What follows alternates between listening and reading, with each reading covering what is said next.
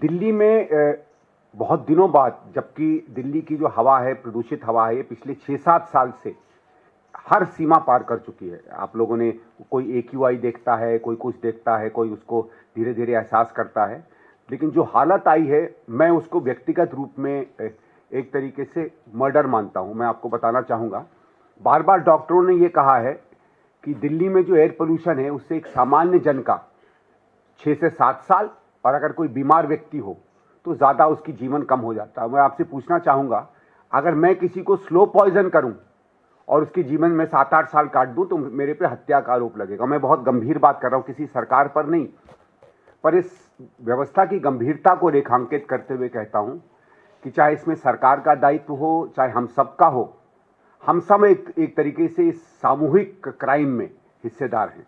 और इसलिए मैं चाहता हूं इस बात को हम लोग और भी हाईलाइट करें। जो 4-5 चीजें निकल कर आ रही हैं, मैं उस पर भी आप लोगों का थोड़ा सा ध्यान आकर्षण करना चाहूंगा। एयर पोल्यूशन ठीक है, बहुत से ऐसे इसके कारण हैं, लेकिन 5-6 इसके ऐसे मुख्य कारण हैं जो सीधे सीधे सरकार के जो कर्तव्य हैं उसके अंदर आते हैं। और इसीलिए हमारी, चाहे दिल्ली की सरकार हो, चाहे हमारे वो जो इलाके जो आसपास के प्रदूषित हैं उन राज्यों की सरकारें हों, ये इसमें ये कहकर कि इसमें किसानों की गलती है, हवा की गलती है, जनसंख्या की गलती है, ये कहकर बच नहीं सकते।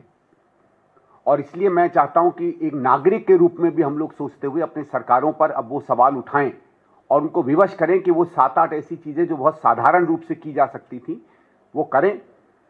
मैं इसको पॉलिटिकल नहीं करना चाहता था, क्योंकि एयर पोल्यूशन कोई पॉलिटिकल इशू नहीं है, लेकिन 2003-4-5 में आपके ही दिल्ली शहर ने क्रांतिकारी परिवर्तन किया था पर्यावरण में। तो ये दिखाता है कि अगर सरकार गंभीर है और सरकार चाहती है तो वो परिवर्तन ला सकती है, जिस परिवर्तन की आज बहुत ही ज्यादा आवश्यकता है।